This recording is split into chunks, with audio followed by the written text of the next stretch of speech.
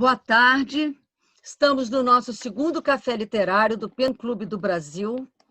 Tenho o prazer de dizer que o primeiro café literário sobre Orlando, da Virginia Woolf, estará disponível no YouTube a partir de amanhã. E hoje temos o prazer de discutir O Lobo Antunes, Os Cus de Judas, um livro que foi publicado inicialmente em 1971. Eu tenho o prazer de anunciar que estamos aqui conversando com Luísa Lobo, que sou a coordenadora do projeto, Alquimino Bastos, também coordenador, Luiz Felipe Ribeiro, Sônia Zinger e outros participantes que vão entrar mais adiante. Temos 40 minutos. Então, em poucos minutos, quero dizer que esse livro foi publicado em 1979, a primeira edição. Até 1983, ele já tinha 9 edições, e ele fez um grande sucesso na época. Creio que porque também o assunto estava muito fresco, e toda aquela geração conhecia o problema das guerras coloniais portuguesas, né? Que foi resolvido na Revolução dos Cravos, que terminou em 25 de abril de 1974, com o chamado Estado Novo. Todas essas guerras coloniais, principalmente das colônias portuguesas, né? No caso aqui é Angola, onde ele, em primeira pessoa do singular, diz que era médico em 1971, quando ele estava lá em Angola como médico. Todas essas situações são descritas de um ponto de vista da memória. Então, ele ainda não tinha tido a Revolução dos Cravos, quando ele viveu esses acontecimentos.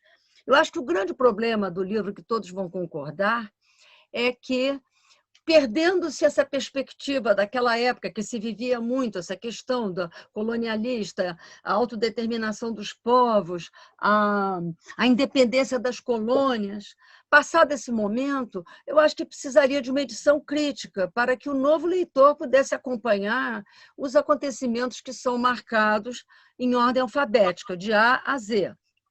Então, o livro se passa de A a Z, sendo que na letra S entra a Sofia. Posteriormente, entra uma outra figura feminina. Então, o livro ele tem muitas expressões locais de Angola, que a gente realmente precisaria de uma pesquisa ou uma nota, e tem muitas maneiras de falar portuguesas que também, para mim, foi um problema, né? E, por exemplo, hoje, PIDE. O leitor de hoje não sabe o que é PIDE, Polícia Internacional de Defesa do Estado, né? A questão das firmas, FEMINO, PLNN, não sei o quê, tudo isso aí é parte da compreensão da obra. É claro que o Lobo Antunes quis introduzir na Europa o que o Mário Vargas Llosa fez em Conversas na Catedral, que é um bar. Ele também está num bar conversando sobre a sua memória.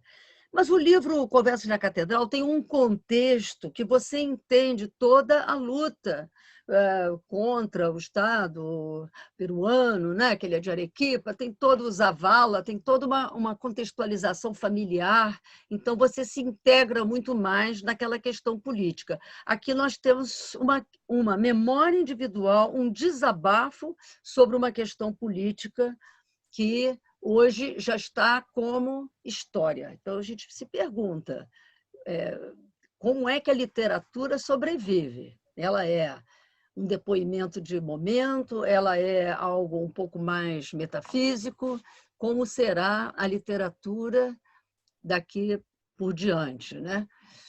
Agora eu vou passar a palavra para Alquimino Bastos. O que me chama de imediata atenção no romance é o que eu chamaria de universalia da linguagem, porque o Lobo Antunes usa e abusa de comparações, de adjetivos expressivos, de metáforas, de modo que qualquer coisa que receba menção nunca é apresentada de modo direto e objetivo. Está sempre amparado num conjunto de recursos de linguagem, como, por exemplo, na construção frasal, as repetições, literalmente falando, de palavras. não é? Num determinado momento, ele diz, por exemplo, aqui no Chume as coisas correm o melhor possível dentro do melhor possível que é possível. Então, há um efeito estilístico muito acentuado, porque ele não diz fulano repetiu, ele repete com a personagem. Isso instaura, não é, o texto como sedutor por si mesmo, como se ele não tivesse a obrigação de narrar uma história, e se mantém um tom de monotonia, mas no sentido verdadeiro do termo, isto é, mono igual ao mesmo tom. A narrativa não se eleva nem descai, ela se mantém o tempo todo no mesmo diapasão. Isso está inteiramente conforme a visão de mundo que o protagonista passa, que é uma visão de mundo amarga, não é? Onde nada aparece tisnado de alegria. Nem o sexo é prazeroso. Tudo aparece cinzento, não é? De modo que o enunciado, a história, reduzido a seus termos mais simples, é pobre. Mas isso não é necessariamente um defeito. O que nós temos é uma conversa, se vale o termo, porque, na verdade, a mulher com quem o protagonista conversa, aquele parece ter conhecido naquele momento, apenas ouve, não se, entre aspas, ouve a voz dela, uma conversa de bar que continua no trajeto até a chegada do apartamento, dura a noite inteira e até o amanhecer. Com isso, nós temos aí um nivelamento, não é, das memórias, das lembranças pessoais do protagonista, principalmente as de infância, com o horror da guerra. De modo que esses dois pontos, o que corresponde ao presente da enunciação, que é a conversa, se assim se pode dizer, e as lembranças, acabam niveladas no mesmo plano.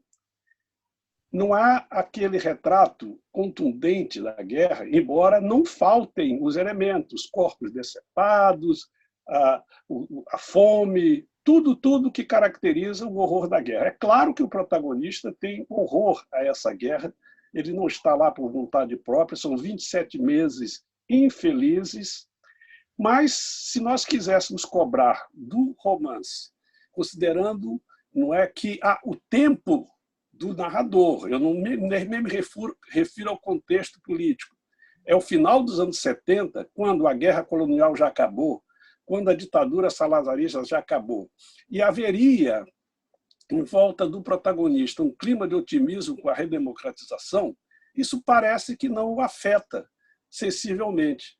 Então fica no mesmo plano aquilo que a gente pode chamar de horror da guerra e o cotidiano cinzento. Essa é uma opção, correto, do Lobo Antunes. E é, portanto, para mim, o aspecto mais marcante dessa construção, que é os Cus de Judas. Com relação à linguagem, é até interessante ter encontrado termos. Quem tem uma vivência nordestina sabe que o léxico lá é muito mais próximo, às vezes, do de Portugal que do resto do Brasil. Então, a semântica lusitana é um encanto particular para quem carrega essa vivência. Mas não vou me estender. Muito bem. Então, agora eu vou passar a palavra para a Heloísa Barbosa, que está aqui conosco. Olha, eu li esse romance há muitos anos, logo que ele saiu. E o que eu dei uma olhada agora, não reli inteiramente, não, mas o que me ficou mesmo desse romance foi a questão da guerra. E coincidiu que, naquela época que eu li o romance, eu dava aula num cursinho, eu tinha muitos alunos que eram portugueses retornados da guerra. E eles contavam esses horrores. Então, eu encontrei no livro os mesmos horrores que eles contavam. E eu me lembro que eles diziam, enquanto a mandioca destaca, a negrada não para lá. Era uma coisa horrorosa, uma coisa horrorosa. E depois, na faculdade de letras, letras, eu ainda tive alunos que vieram de Angola. Eu me lembro muito de uma aluna que há 6 anos ela não via o marido, há 2 anos ela não via o filho, ela não tinha um dente na boca que não tivesse estragada, e isso tem uns 15 anos, quer dizer, o horror em Angola não acabou, né? Então, fica muito, a gente lê esse romance e fica realmente aterrorizado com a questão da guerra.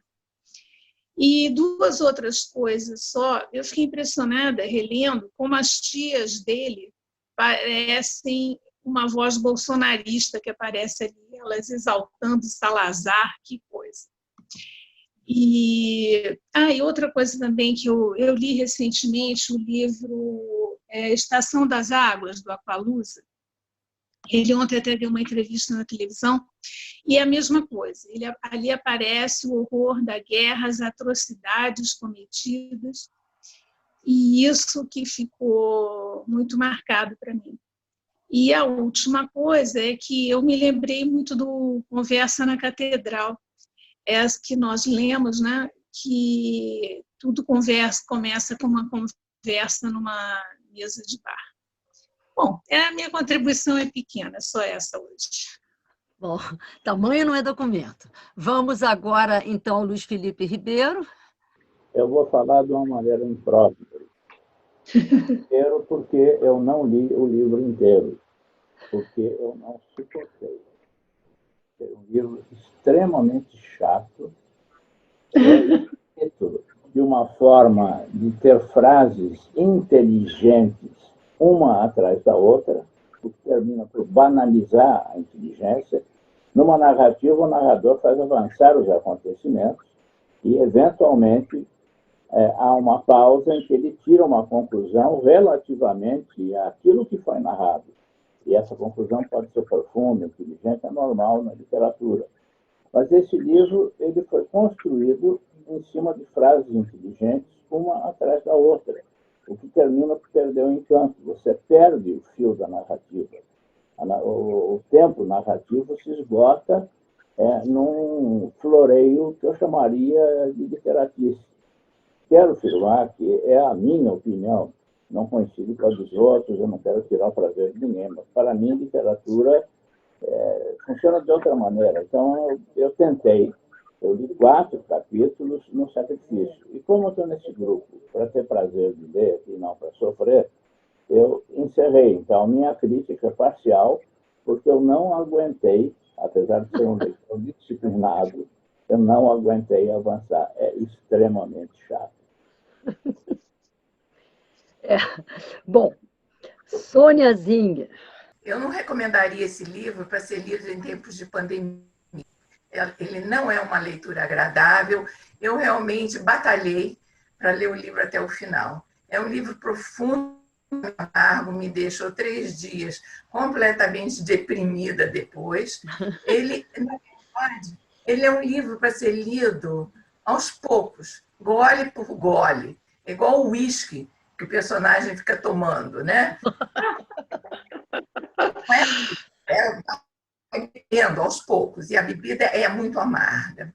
Nada que... Então, de A a Z, elas são divagações e mais divagações que vão se acumulando até a exaustão. Então, e em cronologia, como vocês notaram, né? A leitura acontece em círculos de frases longas e parágrafos intermináveis. Então, o que ele tenta causar? Ele tenta causar repulsa e nojo, e ele consegue. Isso ele consegue. Ele também tenta denunciar a guerra, como vocês citaram, a colonização portuguesa. Aí ele diz, eu peguei uns trechos, não leio ainda, então, uns trechos. Divago, como um velho num banco de jardim perdido, no esquisito lado do passado. Então, às vezes, ele me parecia querer emular Joyce, Saramago, Beckett, ou até, às vezes, pelo tema, ele me fez assim querer imitar um pouquinho o Conrad, com Heart of Darkness. Mas eu achei que o livro não tem nem a arte, nem a poesia que esses autores conseguem. Eu acho que ele descreve um mundo arrasado de seres humanos dilacerados pela guerra, ou como ele mesmo coloca, a guerra tornou-nos bichos. Então, essa coisa da alimentação que eu queria primeiro mostrar. É que ele fala assim, acabaremos a noite a fazer amor um com o outro, furibundos como rinocerontes com dores de dentes. Vamos te contar assim, realmente ninguém tem vontade de fazer amor. Para ilustrar... Então, tem uma outra imagem que ele fala de fazer amor feito girafa, que sobe. Aí ele, na verdade, ele é uma imagem que ele usou, que eu acho que sintetiza muito o que ele coloca. Ele se coloca como um avestruz despaisado. Avestruz despaisado, eu acho isso importante. Então, o livro todo, os seres humanos são animalizados, mas é uma animalização grotesca, como bichos velhos, pelo. Ele começa com aquele jardim zoológico horrível, né? Os camelos caindo pelo. Aqui, os corpos são só matéria e fluido em processo de putrefação. O despaisado, então, aqui são os bichos, né? O despaisado se refere ao fato dele não se sentir mais nem lisboeta, nem africano, nem nada. Ele é uma mistura de sangues e tem órgãos. Então, cita Kafka, ele se diz um inseto, né? Formaria de metamorfose em metamorfose, um inseto perfeito de um coronel de reserva ou de um aposentado da ou o que fizeram de nós, presos por 3 fieiras de terra, uma terra que não nos pertence, né? Morrer de paludismo, de bala. Agora, ele coloca esses 2 temas, da animalização e da visão de apátrida, nesse solilóquio, né? Numa noite no bar, que depois vai para a cama e termina de manhã, uma boa amiga, né? Regado novamente gole de uísque, vodka, sem parar, e no final ela só fala uma coisa, ela fala assim, como é que tu vais aguentar em Lisboa depois de tudo? Então, ele diz, olha, estou farto da guerra, Então, ele fala que não aguenta mais, então tem várias citações, molhado até os cotovelos de sangue viscoso. Agora, essa amargura, né, se contrapõe, e essa animalização contrapõe, é uma coisa que me impressionou no livro, não sei se bem ou mal, há referências e mais referências culturais em todas as artes, num saco só. Ele fala em Bosch, fala em esculturas de Giacometti, fala em sinfonia de Beethoven, Lewis Carroll, Becker, Matisse, Soulages, Soutine, por aí vai, no que eu chamo de uma cacofonia cultural. E isso me intrigou, essa cacofonia. Quer dizer, aí eu fiquei pensando que ele está querendo mostrar erudição ou ele está querendo dizer alguma coisa para a gente. E eu queria dar crédito que ele queria dizer que o que a gente chama de cultura, o que a gente chama de arte, no fundo, não serve para nada. Nada. Porque nós, no fundo, somos animais em decadência, como aqueles do zoológico que abre o livro, né? Então, eu tentei dar crédito a essa cacofonia cultural, essa animalização e a condição de apátrida. A leitura é muito penosa, ela não flui, as são superpostas, ela impede o progresso, e a gente fica buscando visualizar, sentindo as descrições até o ponto de tratamento. Para mim, como ele mesmo coloca, a obra eu vou citar ele, ela é um almoço por digerir que nos chega em refluxos azedos à garganta. Essas são as palavras dele, exatamente, eu concordo. Sônia, muito obrigada. Nós estamos com poucas pessoas e eu queria, então, agora que a gente fizesse uma intervenção, novamente, pode ser na mesma ordem, já que temos ainda algum tempo, eu queria complementar a obsessão, né, do autor com a questão da infância, das tias, que ele termina o romance com as tias, ele começa o romance no Jardim Zoológico, que é perto de Benfica, onde moram as tias, né? Essa obsessão com o lar E, ao mesmo tempo, quando ele volta para a mulher dele, inicialmente a Isabel, depois ela ganha outras feições, e as filhas, parece que não é o lar dele. O único lar dele é o da infância. Então, é um livro de memória, e a memória dele parece que foi interrompida por uma vida adulta que não deu certo. Essa obsessão. E ele fala muito de feto, o tempo inteiro de feto. E esse curso de medicina dele acaba dando uma característica muito visceral para as imagens, elas estão todas negativas. Me lembrou um pouco aquele livro Catch-22, né? Porque no Vargas Llosa, que tem uma estrutura semelhante, uma conversa no bar, não há essa fixação em imagens corporais deletérias, destruídas. É um desabafo esse livro, mas é um desabafo também, mas de vômito. Tá? Nós vamos ser interrompidos daqui a pouco. Eu quero perguntar se alguém tem alguma coisa a acrescentar rapidamente. Depois nós reiniciaremos. Esse livro é de um naturalismo pós-modernista. Ele o tempo todo está descrevendo com aquelas imagens lancinantes, aparentemente inteligentes, o mundo em volta, ou seja, não existe o tempo narrativo. Mesmo na memória, o tempo narrativo é forte. Comparar com o Vargas Llosa, eu acho um pouco de brincadeira. O Vargas Llosa é um grande escritor. Então, quer dizer, é um naturalismo, uma obsessão descritivista com frases de metáforas lancinantes, adjetivações ousadas e tal, mas que não avança. Eu diria que é um livro para professor de literatura, não é um livro para leitores de literatura. O Alquimeno quer falar também? Não sei. Mais alguém quer acrescentar alguma coisa nesses últimos minutos? Porque eu só estou com metade da tela aqui. Bom, Alquimeno. A Sônia também quer. Alquimeno, Sônia, sei. Eu quero reiterar a questão da linguagem, porque o que acho que o que prejudica o romance é o alto fascínio do Lobo Antunes com o seu discurso, porque ele parece se descomprometer com a função narrativa ou confia no leitor que vai, aos poucos, se apropriando desses elementos, que, no fundo, são pobres em termos de peripécias, né? Porque o que haveria de mais notável quanto a isso, que seriam os combates, não são narrados, até porque a função dele de médico é uma função privilegiada, porque ele precisa ser preservado para poder atender a todos os soldados que pisam em minas, que são baleados, essas coisas todas. Eu não condenaria o Lobo Antunes por não ser incisivo, tão incisivo na questão da condenação da guerra, porque ele constrói um sujeito que é chato. Ele sofre de um spleen fora de propósito. Nada para ele interessa, tudo é chato. Nem o sexo é prazeroso. Talvez não há um assomo de alegria, nem quando na presença da Sofia ou nas lembranças da filha.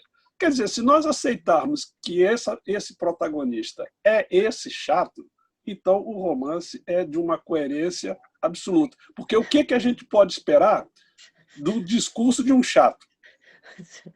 Bom. Aquele autocentramento obsessivo, né? Aquele ir e vir, aquela demonstração que não chega a ser de erudição, porque ele também frequenta a cultura popular, ele cita o cassete da Maria Bethânia, que ouve no carro, ele fala de artistas populares. Uhum. Essa me parece o problema maior, que é essa espécie de centramento.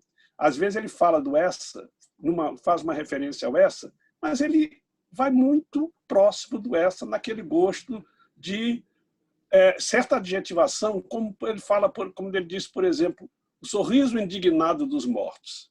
Isso é, evidentemente, uma construção para causar efeito, porque ela constrói-se acima de um paradoxo, ela constrói-se acima de uma certa gratuidade. Esse me parece o problema maior do livro. Vamos dar a palavra para a Sônia, ainda temos uns pouquinhos minutos. Sônia, Zinger. O seguinte, são duas coisas que eu queria falar na discussão aqui. Primeiro, do curso de medicina dele. eu acho que ele se coloca também como um médico muito frustrado, porque ele é neurologista, não era? Acho que Ele é psiquiatra. Psiquiatra. Ele é um psiquiatra que vai para a guerra, mas o que ele tem que fazer lá não é salvar. Ele bota para morrer. Quanto mais rápido as pessoas morrerem, melhor para as pessoas, a forma delas se salvarem. Quer dizer, para um médico, aquela situação é extremamente frustrante. Isso é uma coisa, e é isso.